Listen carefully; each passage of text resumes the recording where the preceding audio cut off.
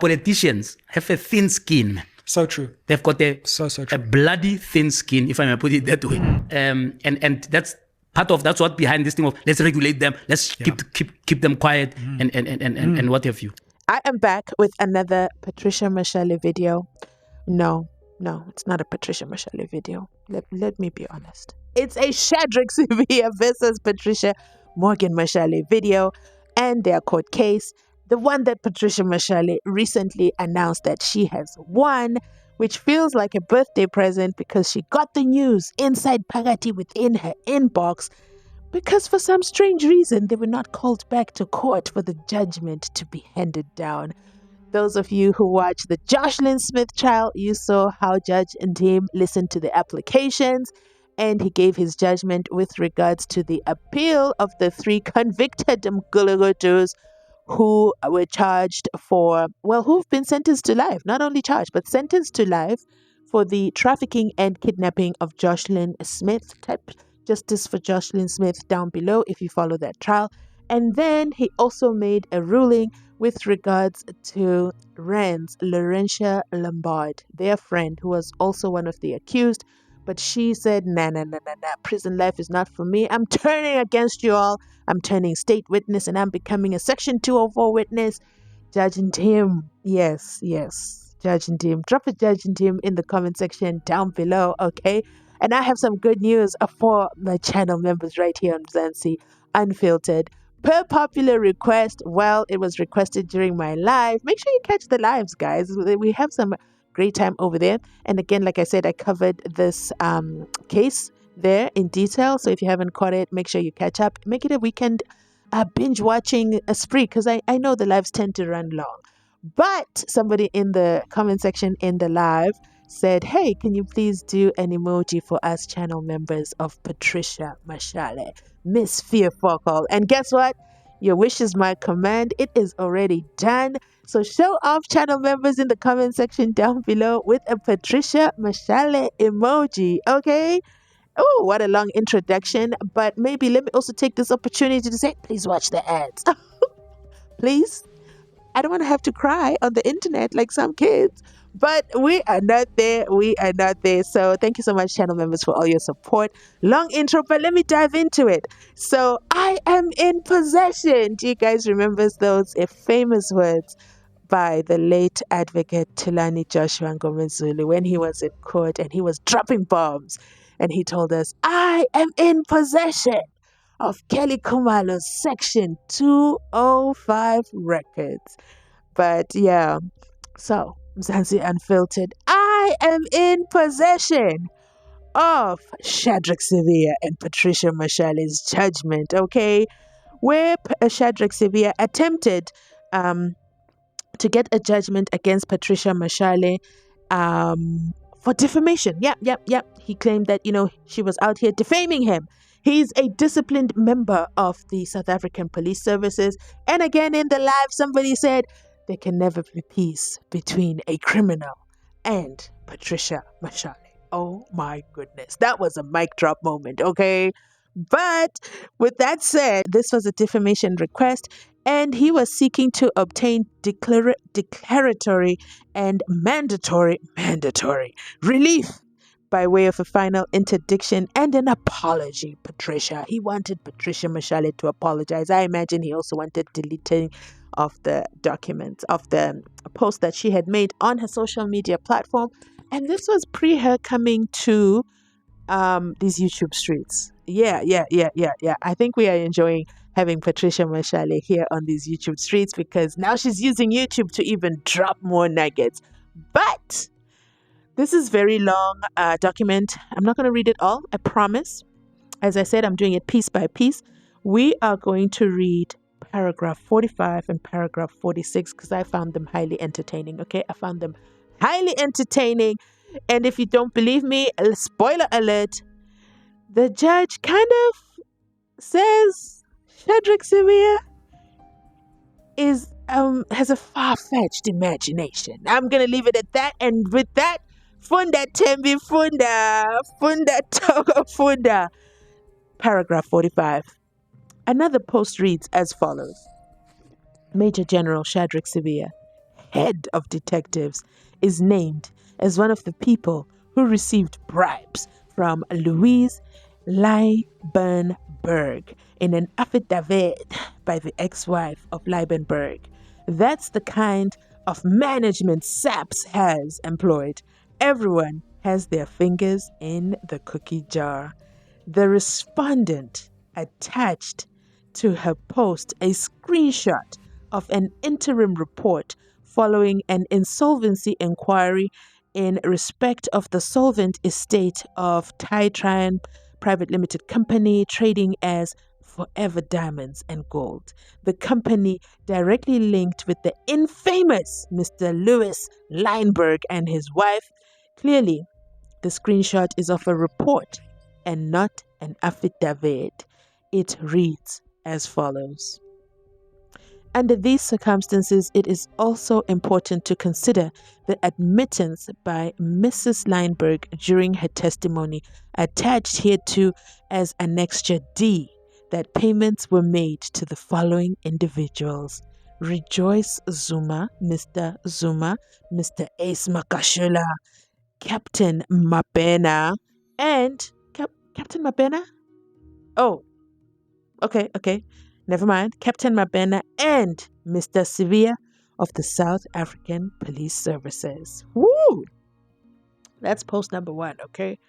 Post number 2, paragraph, well, not post number 2, but the second paragraph I want to bring to your urgent attention as members of the public jury is paragraph 46, and it reads, the applicant explained that on the 20th of October 2024, he had a telephonic conversation with Mr. Lienbenberg. Wait a minute. So Patricia, let's go back. Paragraph 45. Patricia Mashale posts on her social media platforms and says Major General Shadrack Sibiya, who is the applicant, he received bribes from Mr. Lienberg. Okay? That's what Patricia alleged. And then she says, what kind of management does SAPS have employed? Everyone has their fingers in the cookie jar. And then Shadrack Sibiya himself says, yes. I did have a telephone conversation with Mr. Lienbenberg. His present wife. I've never heard the phrase present wife. I've always thought it was wife. And then if there are any other wives, they're called ex-wives. But hey, his present wife, Mrs. Desi Lienbenberg, as well as the Lienbenbergs' attorneys. Mr. Lienbenberg informed him that his wife had made a diary entries on his instructions, which entries reflected the name of Mr. Sibiya of SAPS. However, according to the applicant, Mr. Lienbenberg did not refer to him. According to the applicant, okay? We're just listening here to Ngane Gwane. He says, no, it wasn't me, the Mr. SAPS that they were talking about. But I was talking to him anyway on the phone. But that instead, they were referring to a different Mr. Sibiya. Which Mr. Sibiya? So you, as Shadrack Sibiya, differentiate who the other Mr. Sibiya is, so that we can also rule you out, okay, from our imagination, from Patricia Mashale's post that says it is you, okay? Anyway, he says it's not him. However, according to the applicant, Mr. Lienbenberg did not refer to him, but to a different Mr. Sibiya. Consequently, the applicant recorded that there was no testimony that he had received any money from Mr. Lienbenberg. The respondent made the point in her answering affidavit. So Patricia Mashale responded in her affidavit that Mr. Lienbenberg was still in custody at the stage when... This is hilarious. Ooh, there can never be peace between a criminal and Patricia Mashale. Wait, let me read this for you guys. The respondent made the point in her answering affidavit that, hey, Mr. Shadrack Sibiya is out here telling us that he called Mr. Lienbenberg, but he was in custody. Okay? How did you call him? Because he was in custody. Alleged telephonic conversation that took place. And you said he was in custody, and you said his wife was present, and you said his attorneys were present, but he was in custody. How did you facilitate that phone call, Mr. Shadrack Sibiya of SAPS, disciplined member? Woo! That's a good point, Patricia. That's a good point. Okay. That he was in custody at the stage when the alleged telephonic conversation took place and during the time when the criminal case against him and his wife was still under investigation. Is that not tampering with witnesses? Is that not defeating the ends of justice? I don't know, but let's keep reading because this isn't a judgment, okay? It's official. Her response that the applicant's action is nothing but an interference with the criminal investigation appears to be valid. Listen, when I read these things to you, anything I read, I never read it ahead. I come and read it on recording so that you get my live reaction. And my goodness, I'm feeling pretty brilliant. I just literally said, is he not therefore interrupting with the investigation? Is he not defeating the ends of justice? And look at that, a whole judge is agreeing with me. So let me continue reading. Her response to the applicant's action is nothing but an interference with the criminal investigation appears to be valid. Thank you, Judge. But there is no reason to deal with this aspect any further, aka, it's none of my business, says the judge. I'm not here to figure out what happened in that case. However, this is where I want you to pay close attention, okay? I find it extremely disturbing that the applicant failed to obtain affidavits from Lienbenbergs to exonerate him. That's a good point, Mr. Judge. If it is mere coincidence that monies were paid to another Sibiya of SAPS, I would have expected the applicant, supported by the Lienbenbergs under oath, to identify this Sibiya, who is also a member of SAPS. Surely there can never be peace between a criminal and a policeman. However, the judge says, surely no monies would be paid to bribe a person that could not be of any assistance to the Lienbenbergs. This version, this is the judge, okay? This is where I'm like, what? This version, hearsay in its very nature is rejected as untenable and far-fetched. Oh, Mr. Judge, you do not have to add this last part. If not false. Woo! Let me tell you something. Let me tell you something. The judge is not playing. The judge did not play. I think this judge was very, very fair. I think I'd put him in the same category with Judge and Tim. And no, not because he got Patricia's, just because Patricia won the case, but just in the way that the judgment is written, the way that he explains himself. And you also see Judge Ndim take us into his confidence, right? That's what they say. Yeah, he takes us into his confidence and he explains such that even though you don't agree with his judgment, you hear his reasoning and you say, yeah, okay, that makes sense. With that said, I want to hear your thoughts in the comment section down below.